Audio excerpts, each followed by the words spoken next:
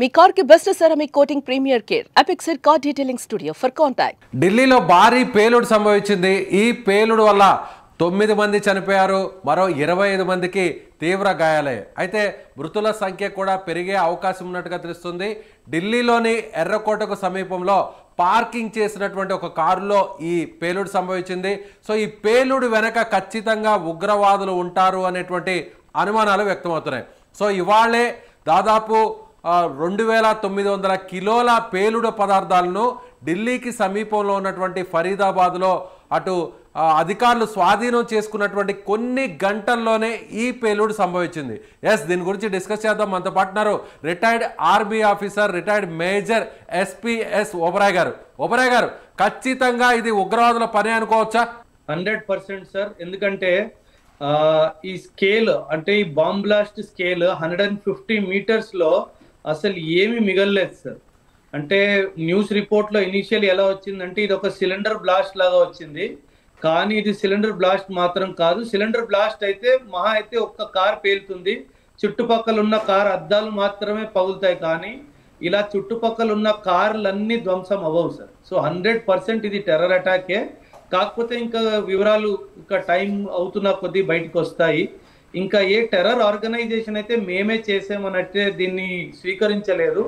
But 100%, ఎందుకంటే నేను టీవీలో విజువల్స్ చూస్తున్నాను, విజువల్ చూస్తే మాత్రం ఖచ్చితంగా ఇది bomb blast sir. Because RDX ఏదైతే ప్యాటర్న్ ఉంటుందో బ్లాస్ట్ ప్యాటర్న్, అలాగే బ్లాస్ట్ ప్యాటర్న్ కనిపిస్తుంది సార్.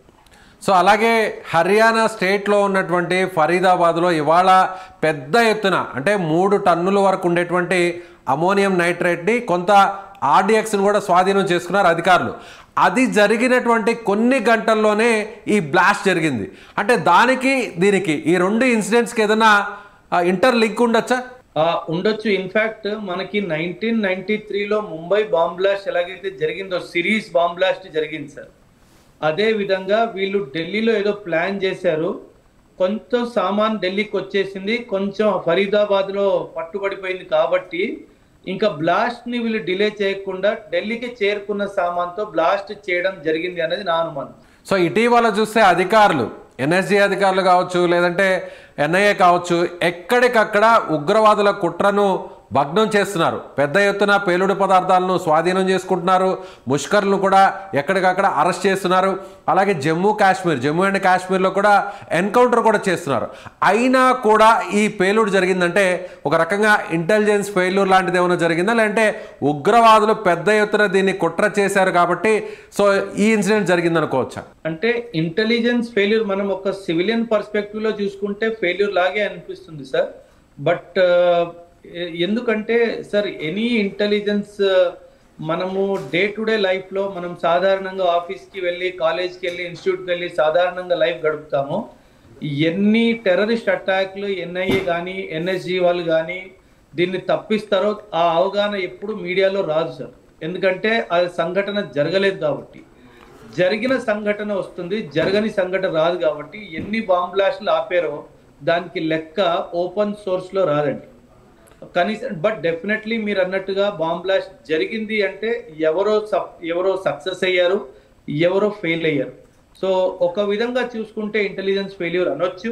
బట్ అదే విధంగా చూసుకుంటే చెప్తారు కదా, ఎవ్రీ కాయిన్ హ్యాస్ 2 sides అనేసి.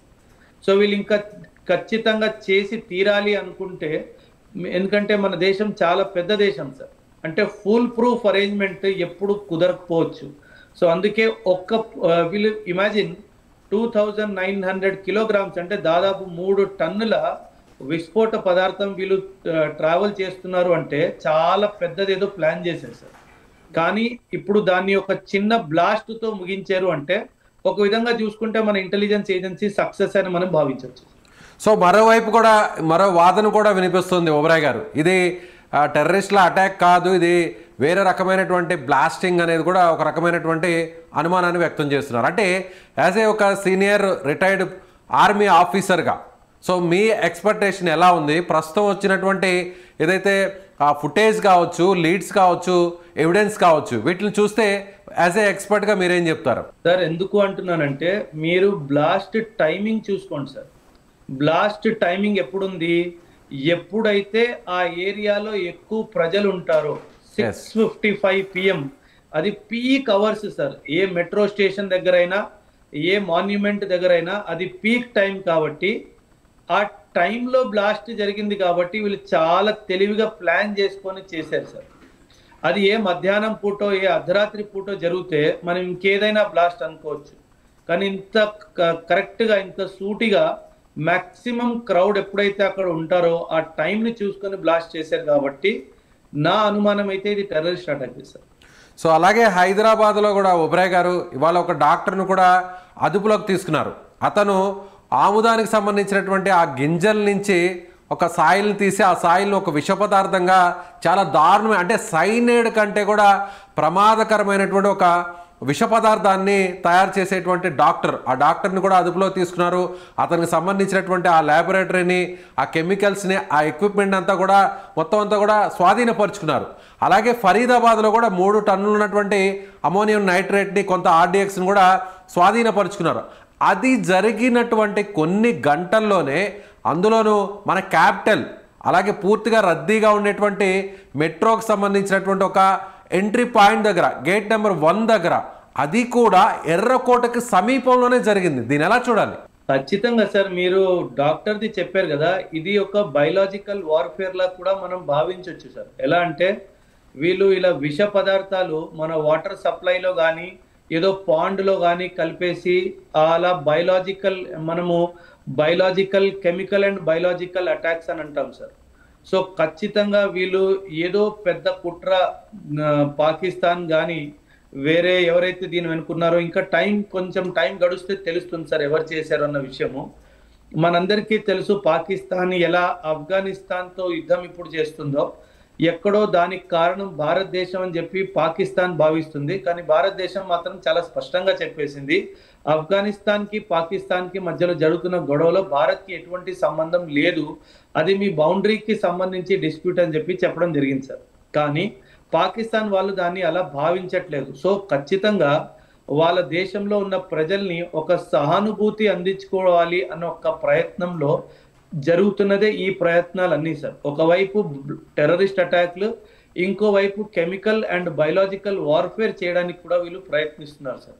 అందుకే సివిల్ సప్లైస్ డిపార్ట్మెంట్లో ఎవరైతే ఉన్నారో వాళ్ళు చాలా జాగ్రత్త వహించాల్సిన అవసరం ఉంది సార్.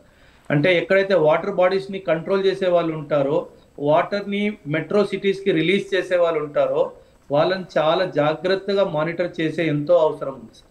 ఒకవేళ ఈ బ్లాస్ట్కి ఖచ్చితంగా ఉగ్రవాదులు, ఉగ్రవాద సంస్థలు, అలాగే దీని వెనక పాకిస్తాన్ కానీ ఉంటే, సో పెహల్గామ్లో జరిగినటువంటి అటాక్ తర్వాత ఏం జరిగిందో తెలుసు. ఇండియా పాకిస్తాన్ మధ్య పెద్ద ఎత్తున వార్ కూడా నడిచింది. ఆపరేషన్ సింధూర్ కూడా చేపట్టాం. సో చాలామంది ఉగ్రవాదుల్ని మట్టుపెట్టాం, వాళ్ళ స్థావరాలను కూడా ఇక్కడి నుంచే కూల్చివేశాం. సో ప్రపంచం అంతా కూడా ఒక రకంగా భయపడేటువంటి స్థాయిలో సో మనం వాళ్ళని అటాక్ చేసాం. అయితే ఇప్పుడు మళ్ళీ ఆపరేషన్ సింధూర్ తర్వాత ప్రధానమంత్రి కూడా ఒక మాట చెప్పారు, ఉగ్రవాదులు మన దేశానికి, మన దేశంలో ఉన్నటువంటి పౌరులను ఏమాత్రం కూడా ఇబ్బంది పెట్టినా, దీని వెనక పాకిస్తాన్ హస్తం ఉంది అని తెలిసినా కూడా ఆపరేషన్ సింధూర్ మళ్ళీ ప్రారంభమవుతుంది అనేటువంటి హెచ్చరిక చేశారు. సో ఈ ఇన్సిడెంట్ వెనక ఒకవేళ ఖచ్చితంగా పాకిస్తాన్ ఉంటే, ఖచ్చితంగా ఉగ్రవాదుల సంస్థలు ఉంటే ఆ దేశానికి సంబంధించినవి ఎలా ఉండబోతుంది, దీని పర్యవసనం ఎలా ఉండాలని కోరుకుంటారు యాజ్ ఏ ఒక రిటైర్డ్ ఆర్మీ ఆఫీసర్గా, రిటైర్డ్ మేజర్గా? సార్ ఎందుకు ఈ రోజే జరిగిందంటే సార్ మనము లింక్స్ ని అర్థం చేసుకోవాలి సార్. ఈ రోజు ఆపరేషన్ త్రిశూల్ చివరాఖర్ రోజు సార్. 31 అక్టోబర్ రోజు స్టార్ట్ అయింది, నవంబర్ 10th వరకు ఈ రోజు చివరాఖర్ రోజు. మన భారత ప్రధాని గారు ఆపరేషన్ త్రిశూల్ చాలా సక్సెస్ఫుల్ గా మనం ముగించాము అని చెప్పాం కదా. సో ఖచ్చితంగా ఆపరేషన్ త్రిశూల్ సక్సెస్ కాదు. చూడండి, మీరు ఆపరేషన్ త్రిశూల్ చేసినప్పుడే అది ముగిసే లోపు మేము ఒక టెర్రరిస్ట్ అటాక్ చేసాము అని చెప్పి ఒక మెసేజ్ అందించడానికి ఖచ్చితంగా పాకిస్తాన్ చేసిన దుస్సాహసం అన్నది నా అభిప్రాయం సార్. ఒకవేళ దీన్ని సీరియస్గా తీసుకుంటే సో మన ఇండియన్ గవర్నమెంట్ దీని రియాక్షన్ ఎలా ఉండే అవకాశం ఉంటుంది సార్? 100%. ఇన్ఫ్యాక్ట్ ఆపరేషన్ సింధూర్ అప్పుడు కూడా నేను మీ ఛానల్ ద్వారా కానీ మాట్లాడుతున్నప్పుడు నేను ఒకటే మాట అన్నాను సార్, ఎందుకంటే పాకిస్తాన్ టెర్రరిజం చేయకుండా ఉండలేదండి. పాకిస్తాన్ ఖచ్చితంగా టెర్రరిజం చేయాల్సిందే. పహల్గామ్ అప్పుడు కూడా నేను చెప్పాను, మహా అయితే 3 నుంచి 5 నెలలు వీళ్ళు ఊరుకొని ఉంటారు. ఆ తర్వాత ఖచ్చితంగా ఏదో ఒకటి చేస్తారు. ఎందుకంటే మనకు గుర్తుంటే మౌలానా మసూద్ అజర్ చాలా ఓపెన్ గా ఇండియాకి వార్నింగ్ ఇచ్చాడు. ఏమని? నా మనుషుల్ని, నా బంధువుల్ని పొట్టను పెట్టుకున్న భారతదేశాన్ని వదిలేదే లేదు, ఖచ్చితంగా నేను మళ్ళీ టెర్రరిస్ట్ అటాకులు చేస్తాను అని చెప్పాడు.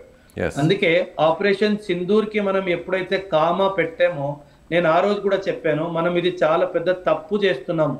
మనం వాళ్ళ మీద కాన్స్టెంట్ గా ప్రెషర్ బిల్డప్ చేస్తేనే వాళ్ళు ఆగుతారు, లేదంటే ఖచ్చితంగా వాళ్ళు ఇంకొక దుస్సాహసానికి గురి తీస్తారని చెప్పారు. అందుకే ఖచ్చితంగా పాకిస్తాన్ మీద కంటిన్యూస్ ప్రెషర్ పెడుతూనే ఉండాలి. ఆపరేషన్ సింధూర్ కొనసాగించే అవసరం ఎంతగానో ఉంది సార్, ఆపాల్సిన అవసరమే లేదు. ఇప్పుడు జైషే మొహమ్మద్ కానీ, లష్కరే తైబా కానీ, ఇంకేదైనా ఉగ్రవాది సంఘటన దీని వెనకాల సంస్థ ఉంది అంటే ఖచ్చితంగా వాళ్ళ టెర్రరిస్ట్ క్యాంప్స్ లొకేషన్స్ మనకు అన్ని తెలుసు సార్. మరొకసారి ఆపరేషన్ 2.0 చేసి ఆ టెర్రర్ క్యాంప్స్ అన్నిటినీ ధ్వంసం చేయాలి. అండ్ ఆఫ్ఘనిస్తాన్ లో ఇప్పుడు బగ్రామ్ ఎయిర్ బేస్ లో మనం చేరుకున్నాం కాబట్టి ఆ ఎయిర్ బేస్ ని వాడుతూ కూడా మనం వెస్ట్ సైడ్ నుంచి కూడా పాకిస్తాన్, ఎందుకంటే మనం ఇటువైపు నుంచి అటాక్ చేస్తే వీళ్ళు ఆఫ్ఘనిస్తాన్ వైపు అందరినీ తరలించేస్తారు. సో సైమల్టేనియస్ గా ఇటువైపు ఈస్ట్ నుంచి, ఆఫ్ఘనిస్తాన్ వైపు వెస్ట్ నుంచి ఒక ప్లాన్డ్ స్ట్రాటజీతో పాకిస్తాన్ టెర్రర్ క్యాంప్స్ మీద అటాక్ చేయాల్సిన అవసరం ఎంతగానో ఉంది sir. Right sir, thank you so much Oberoi గారు. సో ఇది రిటైర్డ్ ఆర్మీ ఆఫీసర్ ఓబరాయ్ గారు చెప్తున్నట్టుగా ఖచ్చితంగా దీని వెనక పాకిస్తాన్ కుట్ర దాగి ఉంటుంది. అలాగే ఈ కుట్రకి అంటే ఈ బ్లాస్టింగ్ వెనక ఉగ్రవాద సంస్థల హస్తం ఖచ్చితంగా ఉండే అవకాశం ఉంటుంది. ఎందుకంటే సరిగ్గా బ్లాస్టింగ్ జరిగినటువంటి టైం చూస్తే 6:45 అంటే సాయంత్రం. ఇది అందరూ కూడా ఆఫీసుల నుంచి, కాలేజీల నుంచి వీళ్ళ వ్యాపార కార్యక్రమాలు ముగించుకొని ఆ టైంలో మెట్రో నుంచి అందరూ కూడా ట్రావెల్ చేసేటువంటి పీక్ టైం. సో మృతుల సంఖ్య కూడా పెరిగే అవకాశం ఉంటుంది. కాబట్టి అదును చూసి ఖచ్చితంగా ఉగ్రవాదులు ఈ టైంలోనే బ్లాస్ట్ చేసి ఉంటారు. ఇది ఖచ్చితంగా ఉగ్రవాదుల పనే. ఒకవేళ ఇది ప్రూవ్ అయితే మాత్రం ఖచ్చితంగా భారతదేశం మళ్ళీ ఆపరేషన్ సింధూర్ 2.0ని స్టార్ట్ చేయాల్సినటువంటి అవసరం ఉంది. పాకిస్తాన్లో ఉన్నటువంటి ఉగ్రవాదులను పూర్తి స్థాయిలో తుడిచిపెట్టేంత వరకు కూడా ఆపరేషన్ సింధూర్ని కంటిన్యూ చేయాలని ఆయన అనుకుంటారు. మరి మీరేమనుకుంటున్నారు? ఓబరాయ్ గారు చెప్తున్నట్టుగా ఆపరేషన్ సింధూర్ని తిరిగి ప్రారంభించాల్సినటువంటి టైం వచ్చిందా? మీ అభిప్రాయాన్ని కామెంట్ చేయండి.